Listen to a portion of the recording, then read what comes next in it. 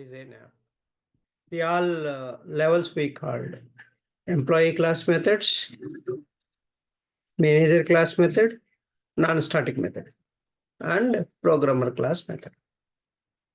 So same thing I can call print statements so that we can save the time. Okay. Just I'm calling employee name. Instead of M, you just put P is the object reference, right? P. And so employee belongs to the company. So that's it. Everything you got the data. So now is execute that class and you can see programmer class, manager class, and manager class. So this all salary deposited. This is coming from employee class. And this one is the employee name, roll number, and salary, bonus. So this is a different kind of data you can set it. So you are setting and it will go and set in the instance variables. Okay. So that's all about, and also multi-level inheritance. So multi-level inheritance. Now, any questions before moving on to the next? Hierarchical inheritance. I want to show you hierarchical inheritance. Tester is also an employee, right? So is a relationship is there. So employee. See, it is not complaining now. But when we are writing programmer, it complained, right? When you remove this, it complained. But here in the tester, it won't complain because the reason is, so it is, so there is no constructor here. This is also default constructor already created. You don't need. Now you can build a methods. See, employee class already extended to manager, same parent class. Now the same parent is extended to another child class, that is tester. So one parent class extends to multiple childs. That is called hierarchical inheritance. So let's create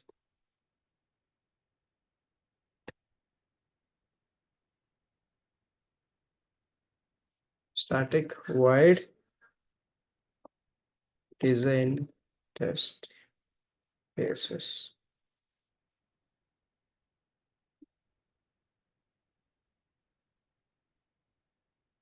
Tester class.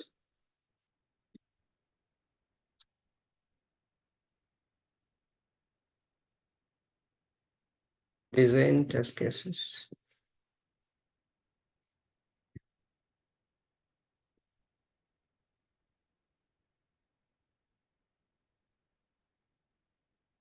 Tester class, tester, design test cases based on user stories.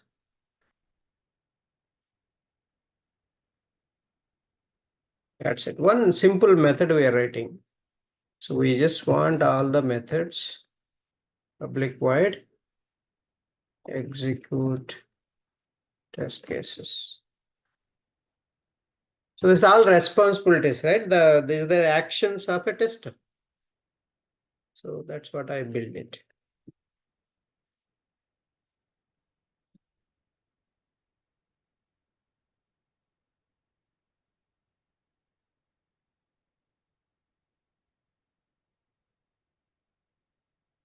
On static.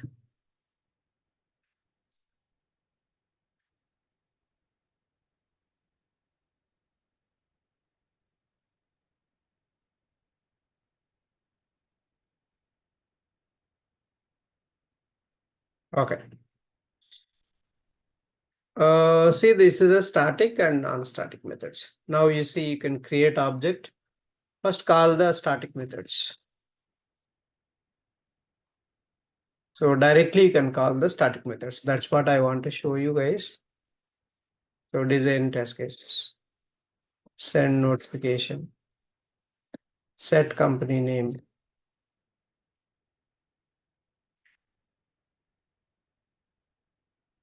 CTS.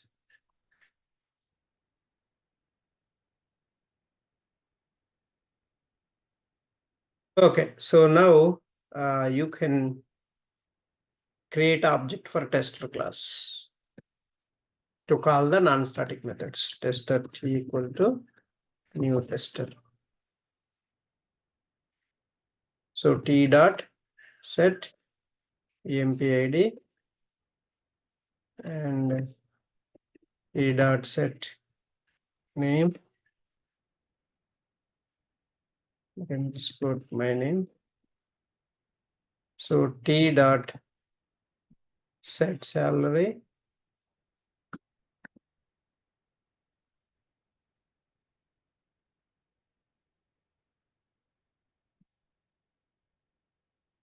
So no setters, right? All are done. So then you can see bonus you cannot call for this guy. If you want it common, you have to put it in the employee class. Then you can call. Otherwise you cannot call.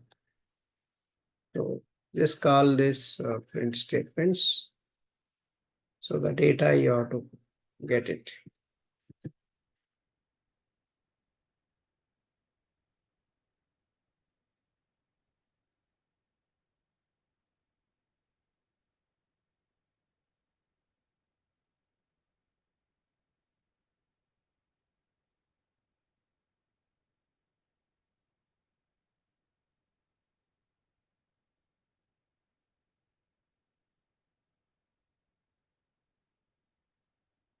Okay, so yeah. So that's all about all different types of inheritances. Okay, so now let's go to the last one. What is the last type? Multiple inheritance. That is not possible, right? So why it is not possible? We already discussed it. Suppose there are three classes. Assume A, B, C, three classes. So A class has a public static void M1 method is there. So I'm just putting A class M1 method.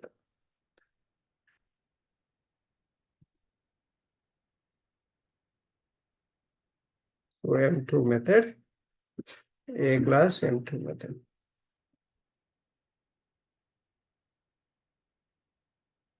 And same you create a B class.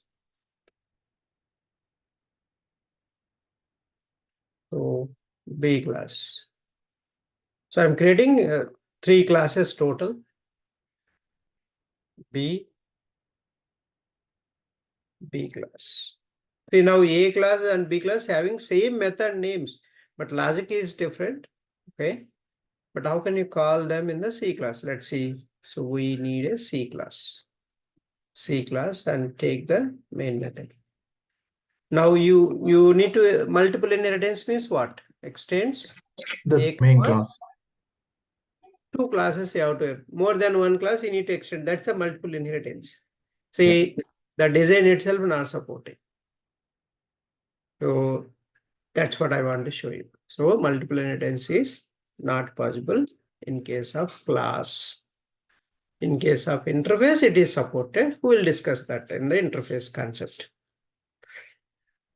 So that's all about this inheritance concept. Any questions? So practice all this and we'll move on to the next topic. Are you clear or any questions?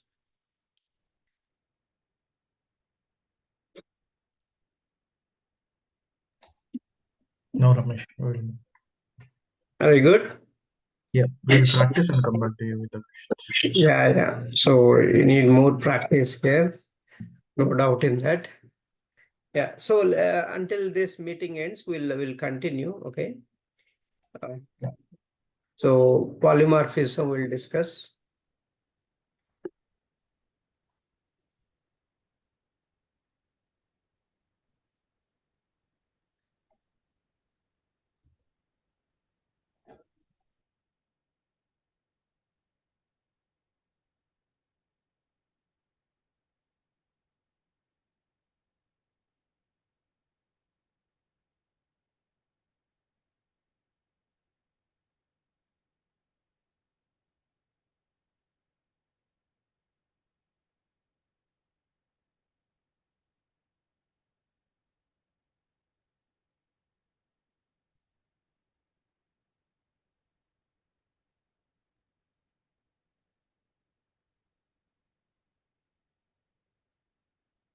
Okay, so now polymorphism. So we have discussed the OOPS concepts till now: class, object, encapsulation, constructor, inheritance we discussed. Now polymorphism.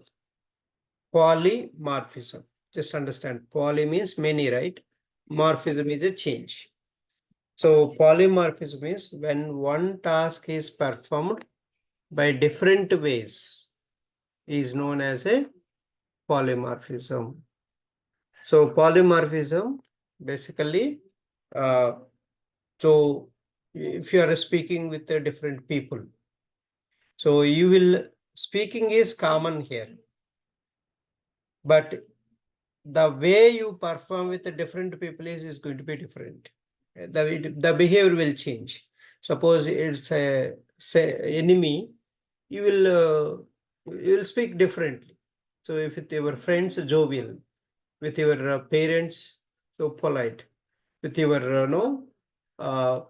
so manager or somebody, so it's a different way you will express. The speaking style will change based on the situation.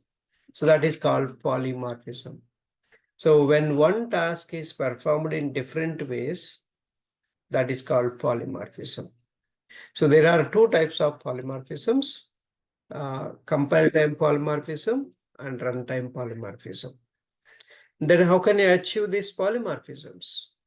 We have another two ways. One is method overloading, method overriding. So when you will get a compile time polymorphism?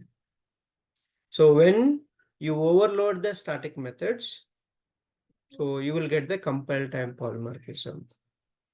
So when you overload the static method, you will get a compile time polymorphism. So that's a compile time polymorphism means.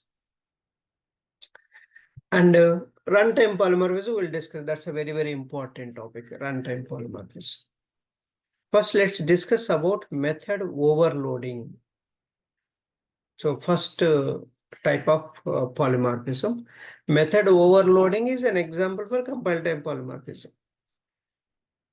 So what is method overloading? We already discussed constructor overloading. Same. What is meant by constructor overloading?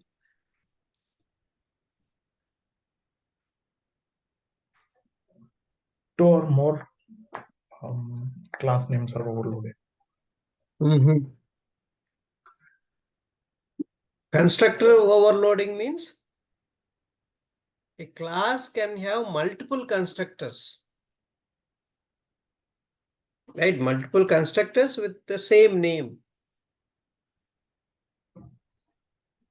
Yeah. Parameters different. Parameters are different. So that is called method constructor overloading. But here method, here it is a method. That's the only change.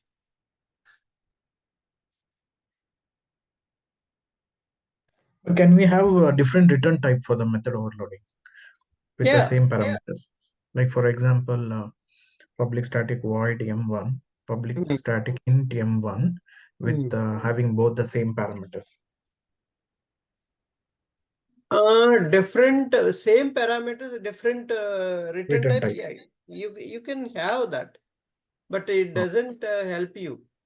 No, you cannot achieve method overloading with that by changing the return type of the method. Oh, okay. So here also method name should be same in class. So method name must be, so that's a precondition. If you want to say that's a method overloading means if a class has multiple methods by same name but different parameters, it is known as a method overloading. So if you have to perform only one operation having the same name of the methods, increases the readability. So for example, same operation you want to perform with the same method name. So that will increase the readability, right? Unnecessarily, you don't need to remember multiple methods. So that is called method overloading. So overloading means the payment option. Real example is the payment option on any e-commerce website has several options like net bank through. You can do payment through net banking, through credit card, debit card. So these are the different wallets. So many you can use to perform the.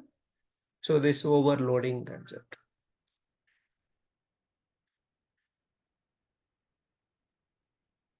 So that is the overloading example. Advantage of method overloading is increases the readability of the program.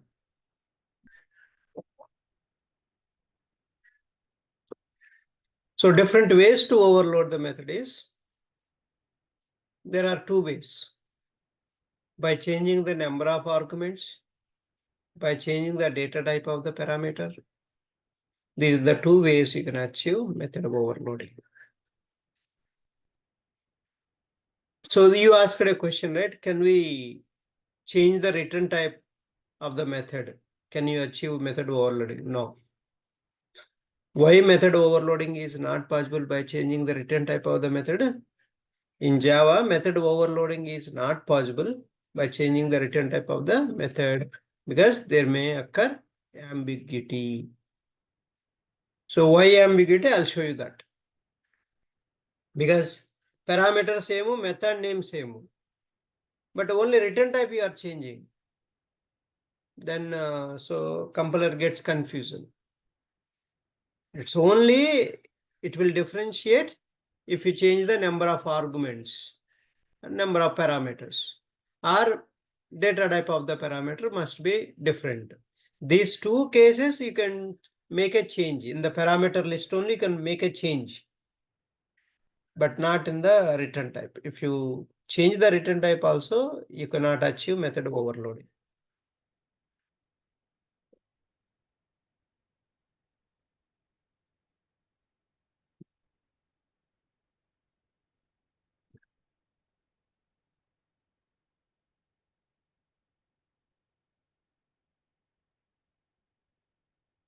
Why method overloading is not possible?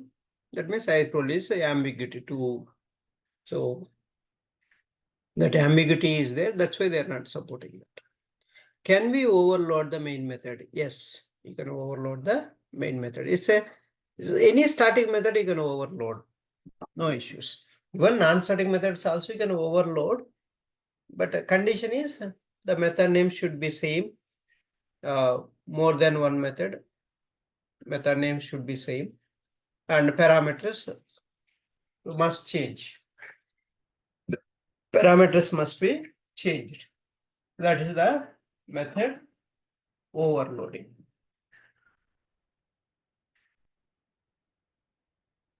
Okay. So you can have n number of main methods. See, this is the main method, int a.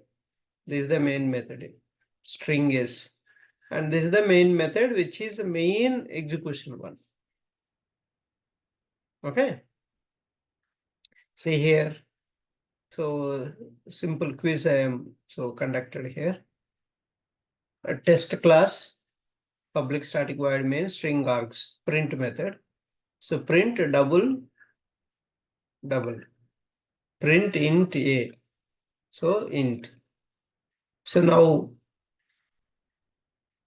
is this correct or not? Which one it will print? So just try this. Okay, this is the one now. Execute and you will come to know. It will print exception. So exception. See, this is also a valid optional arguments. So data type is changing, right? Oh yeah. But yeah, so this will throw an error here. Exception it will throw, because why? Because same variable name. No, the reason is you are calling the method, but Yeah. so the parameters you are not passing. Passing. Oh yeah. So that's why you'll get an exception. Yeah. So that's the correct answer. See, this method has a parameters, but you are not passing parameters. Okay. Yeah. So that's it. But let me show you the program. Okay, and the method overloading. Then we can close it.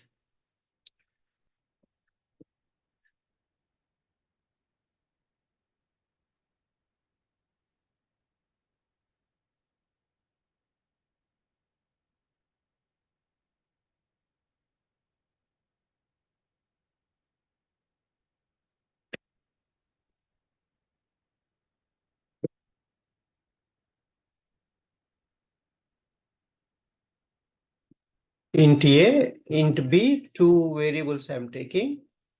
I'm just returning A plus B. Same.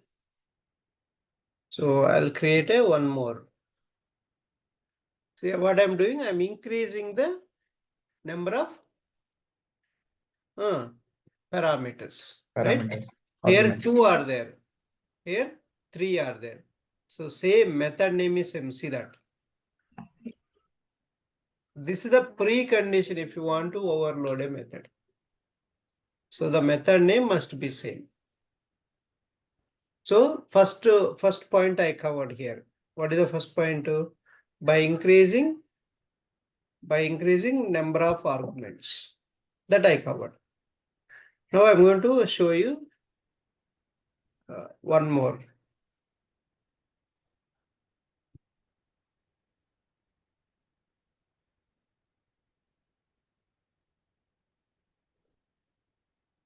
So return type, see you will get a double.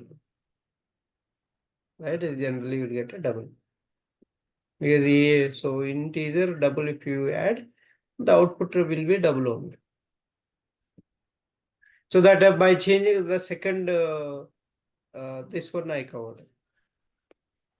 See, I just changed here also two parameters. Here also two parameters. But what is the change here? At least Make one the unit a double. one parameter data type is different here. Double. Yep. That's why compiler will understand. Now, same I'll take here. I want to show you this one. Method overloading is not possible by changing the return type of the method. See now. So I'm keeping the parameter same, method name same. Only I'll change this one. Still, see it is throwing error. So what is that? What is error? You see that? Duplicate method sum. Yep. Method name is same. Method name is same and also parameters also Parameters same. is same. But only return type, if you change the return type, it doesn't make sense. It won't recognize. So that's why that is not possible. Okay. So that also I covered. All three points. So this point is by changing the number of arguments.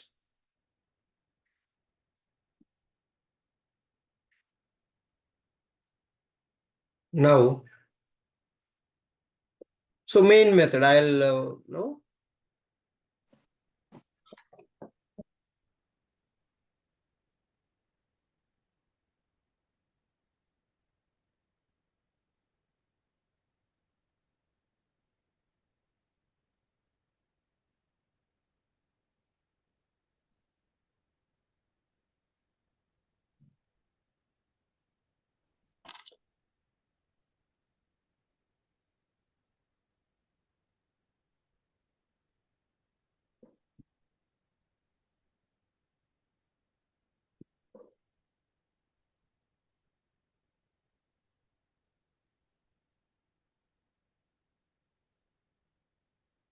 Okay. So my integer is this one. See now this one is no main execution one is this one, but these are not execution ones. This is your own. See, you're overriding, right? Main method is same, but arguments are changing. So this is called method overloading. Okay. If I give, so this will call, which method it will call? The line number 24 one it will call, right? So this will call this one. So now you can call sum of 5, 6 is, you just call sum method 5, 6.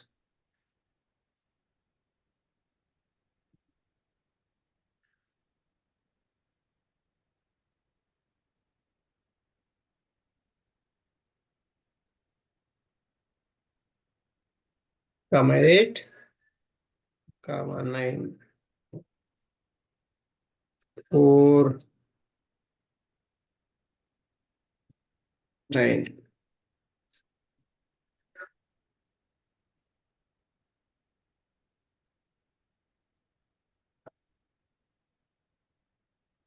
See, this is the how you can call. See, now this one will call first one.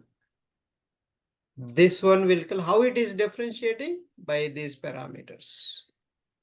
So this one, it will call this method. So basically, this is also one more concept I want to cover here.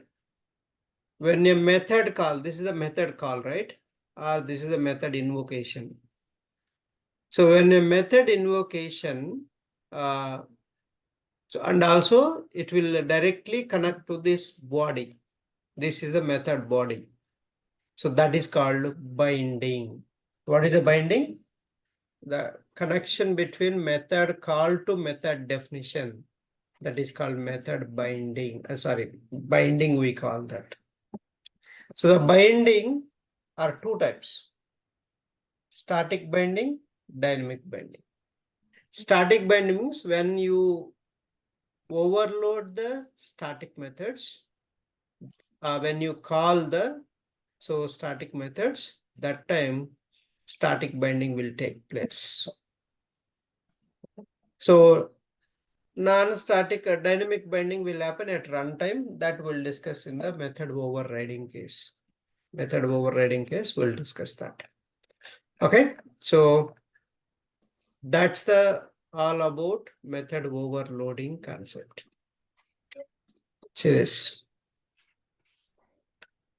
So that's it, and we'll see in the next class remaining topic, method overriding topic. Okay. Yeah. Yeah. So please practice and come back so that it will help you a lot. Without practicing, this is not going to help you. Mostly here, practice is very important.